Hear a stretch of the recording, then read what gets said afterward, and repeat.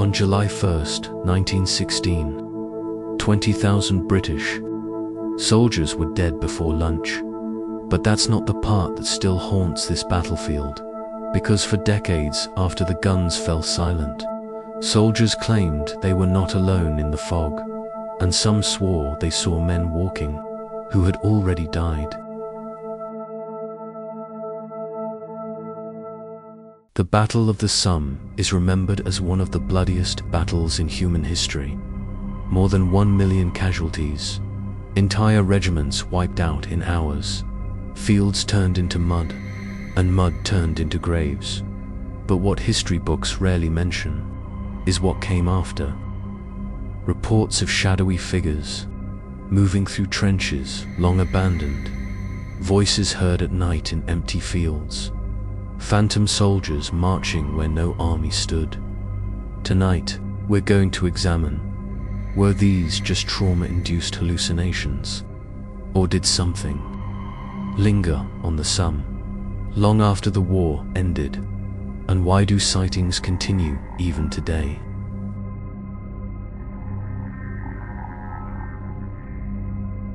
Northern France. Summer 1916. The British and French launched a massive offensive against German lines. The plan was simple: bombard the enemy for a week, then advance across no man's land. Commanders believed the artillery would destroy German defenses. They were wrong. When the whistles blew at 7:30 a.m., thousands of men climbed out of trenches and walked directly into machine gun fire. Some battalions lost 80% of their men in minutes. Entire communities back home would never recover. The land absorbed everything. And here's something strange. The Somme battlefield was never fully cleared to this day. Farmers still uncover bones. Shells still explode a century later. It is, in a very literal sense, an unfinished graveyard.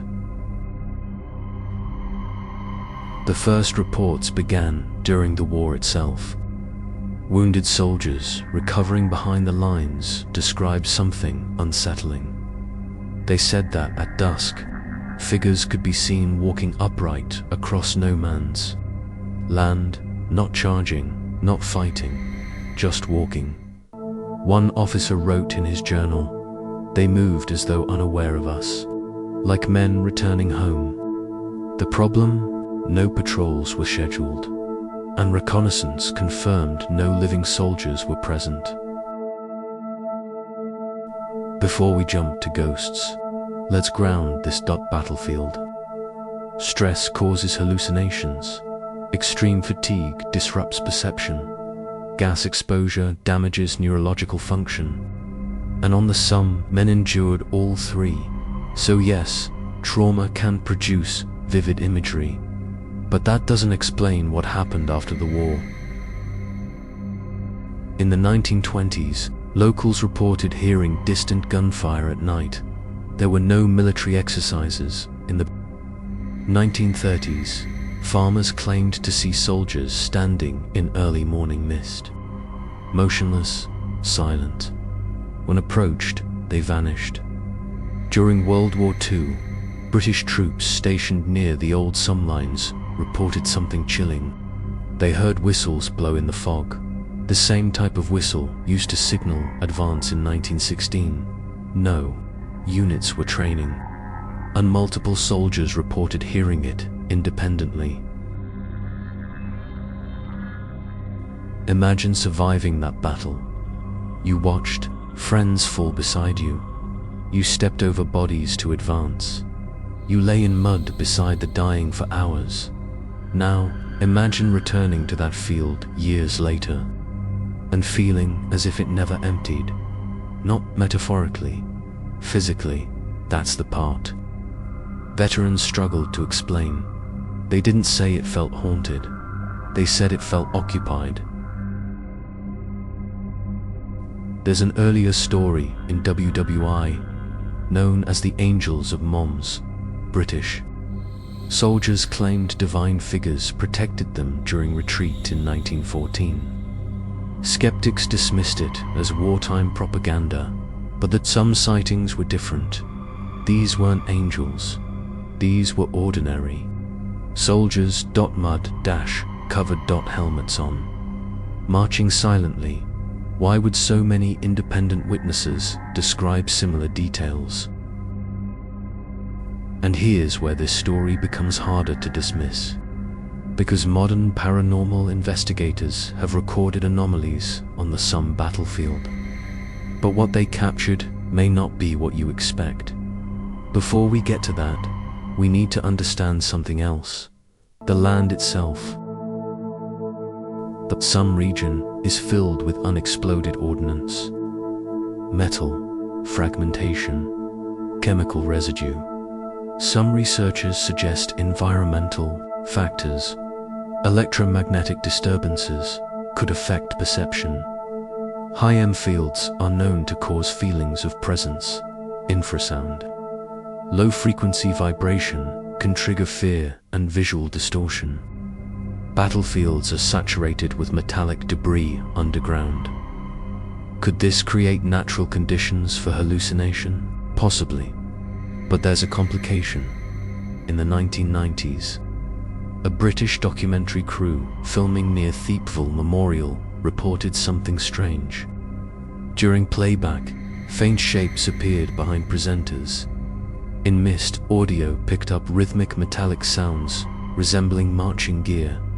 No crew members were behind them. More recently, visitors have reported cold spots in open fields, footsteps in empty trenches.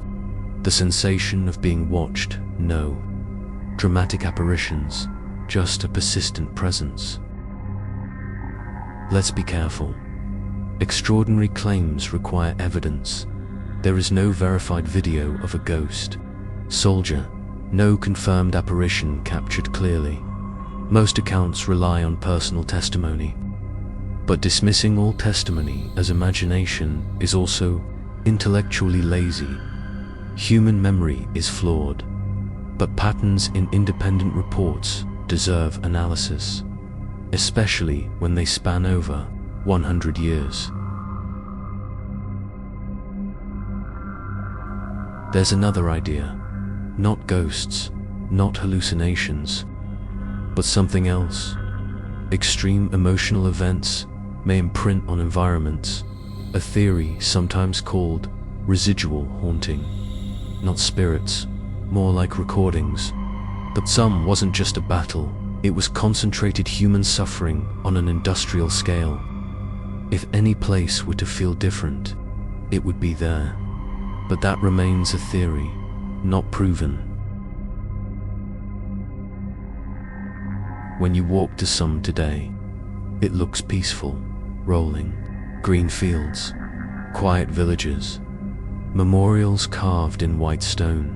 But beneath the soil lie tens of thousands still missing. And sometimes, when fog rolls in, visitors say the landscape changes. Sound carries strangely. Shapes move at the edge of vision. Maybe it's memory, maybe it's imagination, or maybe war leaves more behind than history books record. The Battle of the Somme ended in November 1916. But, for some, it never fully stopped. And whether you believe in ghosts or not, there is something undeniable about that place. It does not feel empty.